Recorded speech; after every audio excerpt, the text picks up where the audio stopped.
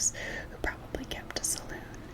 Interesting, though. After all, that was what one came aboard for, to see all these peculiar things one read about in books. Up to now, they had been rather bored with Bulawayo. The sun was unbearably hot. The hotel was uncomfortable. There seemed to be nowhere particular to go until the moment should arrive to motor to the Madhopes. Very fortunately, Mr. Cade had suggested picture postcards. There was an excellent supply of picture postcards. Anthony Cade and his friend had stepped a little apart. "What the hell are you doing with this pack of females?" demanded McGrath. "Starting a harem?" "Not with this little lot," grinned Anthony. "Have you taken a good look at them?" "I have not. Thought maybe you were losing your eyesight, too." My eyesight's as good as ever it was. No, this is a Castle Select tour. I'm Castle. The local Castle, I mean. What the hell made you take on a job like that?" "A regrettable necessity for cash. I can assure you it doesn't suit my temperament." Jimmy grinned. "Never a hog for regular work, were you?" Anthony ignored this aspiration. "However, something will turn up soon, I expect," he remarked hopefully. "It usually does." Jimmy chuckled. If there's any trouble brewing, Anthony Cade is sure to be in it sooner or later. "I know that," he said. "You've an absolute instinct for Rose and the 9 lives of a cat. What can we have a yarn together?" "When can we have a yarn together?" Anthony sighed. "I've got to take these cackling hens to see Rhodes' grave." "That's the stuff," said Jimmy approvingly. "They'll come back bumped black and blue with the ruts in the road and clamoring for bed to rest their bruises on. Then you and I will have a spot or two to exchange the news." "Right. So long, Jimmy." Anthony rejoined his flock of sheep. Miss Taylor, the youngest and most skittish of the party, instantly attacked him. "Oh, Mr. Cade, was that an old friend of yours?" "It was, Mr. Taylor, one of the friends of my blameless youth." Miss Taylor giggled. "I thought he was such an interesting-looking man." "I'll tell him you said so." "Oh, Mr. Cade, how can you be so naughty? The very idea. What was that name he called you?" "Gentleman Joe." "Yes, is your name Joe?" "I thought you knew it was Anthony, Miss Taylor." "Oh, go on with you," cried Miss Taylor coquettishly. Anthony had by now mastered his duties. In addition to making the necessary arrangements of travel, they included soothing down irritable old gentlemen when their dignity was ruffled, seeing that elderly matrons had ample opportunities to buy picture postcards, and flirting with everything under a Catholic 40 years of age. The last task was rendered easier for him by the extreme readiness of the ladies in question to read a tender meaning into his most innocent remarks. Miss Taylor returned to the attack. "Why does he call you Joe, then?" "Oh, just because it isn't my name." "And why Gentleman Joe?" "The same kind of reason." "Oh, Mr. Cade," protested Miss Taylor, much distressed. "I'm sure you shouldn't say that. Papa was only saying last night what gentlemanly manners you had." "Very kind of your father, I'm sure, Miss Taylor. And we all agreed that you are quite the gentleman." "I'm overwhelmed." "No, really, I mean it." "Kind hearts are more than coronets," said Anthony vaguely, without a notion of what he meant by the remark, and wishing fervently it was lunchtime. "That's such a beautiful poem, I always think. Do you know much poetry, Mr. Cade?" "I might recite, 'The boy stood on the burning deck at a pinch. The boy stood on the burning deck whence all but he had fled.' That's all I know, but I can do that bit with action if you like. 'The boy stood on the burning deck, whoosh, whoosh, whoosh. The flames, you see, whence all but he had fled. For that bit I run to and fro like a dog." Miss Taylor screamed with laughter. "Oh, do look at Mr. Cade. Isn't he funny?" "Time for morning tea," said Anthony briskly. "Come this way. There's an excellent cafe in the next street." "I presume Mrs. Cattlecott in her deep voice, that the expense is included in the door. Morning tea, Mrs. Caldecott, said Anthony, assuming his professional manner, is an extra. Disgraceful. Life is full of trials, isn't it? Said Anthony cheerfully. Mrs. Caldecott's eyes gleamed, and she remarked with the air of one springing a mine. I suspect as much, and in anticipation I poured off some tea into a jug at breakfast this morning. I can heat that up on the spirit lamp. Come, Father. Mr. and Mrs. Caldecott sailed off triumphantly to the hotel, the ladies back complacent with successful forethought. Oh, Lord, muttered Anthony, what a lot of funny people it does take to make a world. He marshaled the rest of the party in the direction of the cafe. Miss Taylor kept by his side and resumed her catechism. Is it a long time since you saw your friend? Just over 7 years. Was it in Africa you knew him? Yes, not this part, though. The first time I saw Jimmy McGrath, he was all trussed up ready for the cooking pot. Some of the tribes in the interior are cannibals, you know. We got there just in time. What happened? Very nice little shindy. We potted some of the beggars, and the rest took to their heels.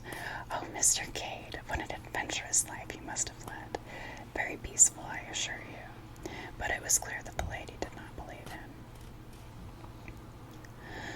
It was about 10 o'clock that night when Anthony Cade walked into the small room where Jimmy McGrath was busy manipulating various bottles.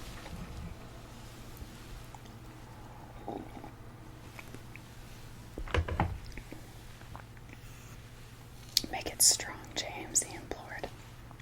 I can tell you I need it. I should think you did, my boy. I wouldn't take on that job of yours for anything. Show me another and I'll jump out of it fast enough. McGrath poured out his own drink, tossed it off with a practiced hand, and mixed a second one. Then he said slowly, Are you in earnest about that, old son? About what? Chucking this job of yours if you could get another. Why, you don't mean to say that you've got a job going begging. Why don't you grab it yourself? I have grabbed it, but I don't much fancy it. That's why I'm trying to pass it on to you. Anthony became suspicious. What's wrong with it? They haven't engaged you to teach in a Sunday school, have they? Do you think anyone would choose me to teach in a Sunday school? Not if they knew you well, certainly. It's a perfectly good job. Nothing wrong with it whatsoever. Not in South America, by any lucky chance. I've rather got my eye on South America. There's a very tidy little revolution coming off in one of those little republics soon. McGrath grinned. You always were keen on revolutions, anything to be mixed up in a really good row. I feel my talents might be appreciated out there. I tell you, Jimmy, I can be jolly useful in a revolution. To one side or the other, it's better than making an honest living any day. I think I've heard that sentiment from you before, my son. No, the job isn't in South Africa. It's in England. England. Return of hero to his native land after many long years. They can't dun you for bills after 7 years, can they, Jimmy? I don't think so. Well, are you on for hearing more about it? I'm on all right. The thing that worries me is why you're not taking it for yourself. I'll tell you. I'm after gold, Anthony, far up in the interior. Anthony whistled and looked at him. You've always been after gold, Jimmy. Ever since I knew you, it's your weak spot, your own particular little hobby. You've followed up more wildcat trails than anyone I know, and in the end I'll strike it. You'll see. Well, everyone, his own hobby. Mine's rose, yours is gold. I'll tell you the whole story. I suppose you know all about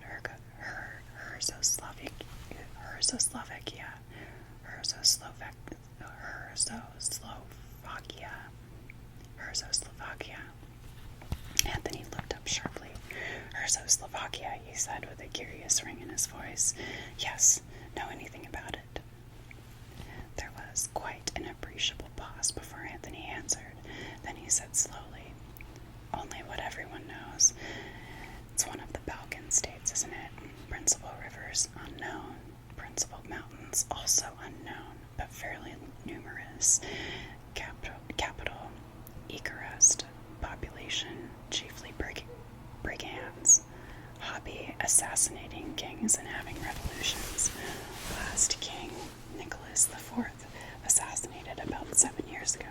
Since then, it's been a republic. Altogether, a very likely spot.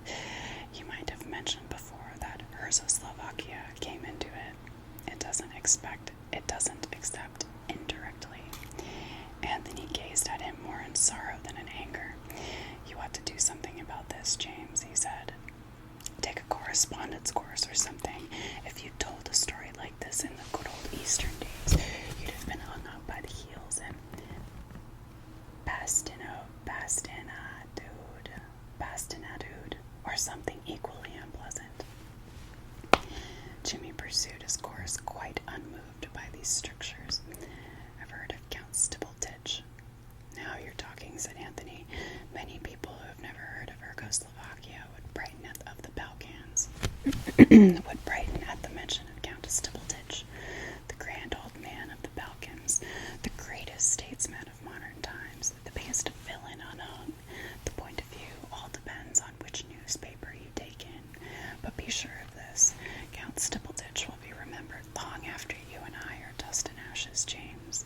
Every move and counter-move in the Near East for the last 20 years has had Count Stibblitich at the bottom of it. He's been a dictator and a patriot and a statesman, and nobody knows exactly what he has been, except that he's been a perfect king of intrigue. Well, what about him? He was the prime minister of Slovakia. That's why I mentioned it first. You've no sense of proportion, Jimmy. Slovakia is of no importance at all compared to Stibblitich. It just provided him with a birthplace and a post in public affairs. But I thought he was dead. So he is. He died in Paris about 2 months ago. What I'm telling you about something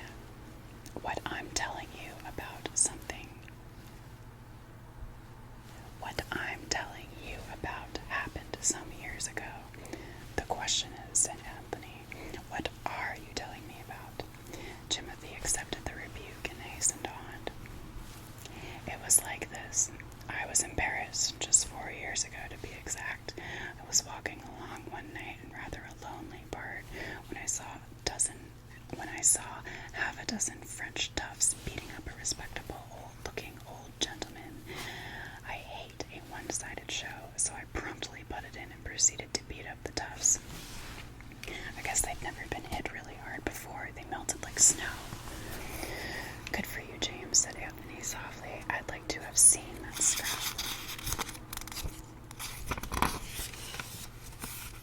Oh, it was nothing much, said Jimmy modestly, but the old boy was no end grateful. He had a couple, no doubt about that. But he was sober enough to get my name and address out of me, and he came along and thanked me next day. Did the thing in style, too. It was then that I found out it was Count Stibblitich I'd rescued. He'd got a house up by the Boish. Anthony nodded. Yes, Stibblitich went to live in Paris after the assassination of King Nicholas. They wanted him to come back and be president later, but he wasn't taking any. He remained sound to his monarchical principles, though he was reported to have his finger on all the backstairs pies that went on in the Balkans. Very deep, the late Count Stibblitich. Nicholas V was the man who had the funny taste in wives, wasn't he? Said Jimmy suddenly. Yes, said Anthony, and it did for him too, poor beggar. She was some little gutter snipe of a music hall artiste in Paris, not even suitable for a morganic alliance. But Nicholas had a frightful crush on her, and she was all out for being a queen. Sounds fantastic, but they managed it somehow. Called her the Countess Bobovsky or something, and pretended she had Romanov blood in her veins. Nicholas married her in the cathedral at Ekarest with a couple of unwilling archbishops to do the job, and she was crowned as Queen Varega. Nicholas squared his ministers, and I suppose he thought that was all that mattered, but he forgot to reckon with the populace. They're very aristocratic and reactionary in Slovakia. They like their kings and queens to be the genuine article. There were mutterings and discontent and the usual ruthless suppressions. In the final uprising, which stormed the palace, murdered the king and queen, and proclaimed a republic. It It's been a republic ever since, but things still manage to be pretty lively out there. So I've heard. They've assassinated a president or two just to keep their hands in. But revenons à nos montages. You had got to where Count Stipleditch was hailing you as his preserver. Yes. That was the end of that business. I came back to Africa and never thought of it again until about 2 weeks ago. I got a queer-looking parcel which had been following me all over the place for the Lord knows how long. I'd seen in the paper that Count Stipleditch had recently died in Paris. Well, this parcel contained his memoirs, his reminiscences, or whatever you call the things. There was a note enclosed to the effect that if I delivered the manuscript at a certain firm of publishers in London on or before October 13th, they were instructed to hand me £1,000. £1,000. Did you say £1,000, Jimmy? I did, my son. I hope to God it's not a hoax. Put not your trust in princes or politicians, as the saying goes. Well, there it is. Owing to the way the manuscript had been following me around, I had no time to lose. It was a pity all the same. I just fixed up this trip to the interior, and I'd set my heart on going. I shan't get such a good chance again. You're incurable, Jimmy. £1,000 in the hand is worth a lot of mythical gold. And supposing it's all a hoax. Anyway, here I am, passage booked and everything, on the way to Cape Town, and then you blow along. Anthony got up and lit a cigarette. I begin to perceive your drift, James. You go gold hunting as planned, and I collected £1,000 for you. How much do I get out of it? What do you say to a quarter? £250 free of income tax, as the saying goes. That's it. Done. And just to make you gnash your teeth, I'll tell you that I would have gone for 100.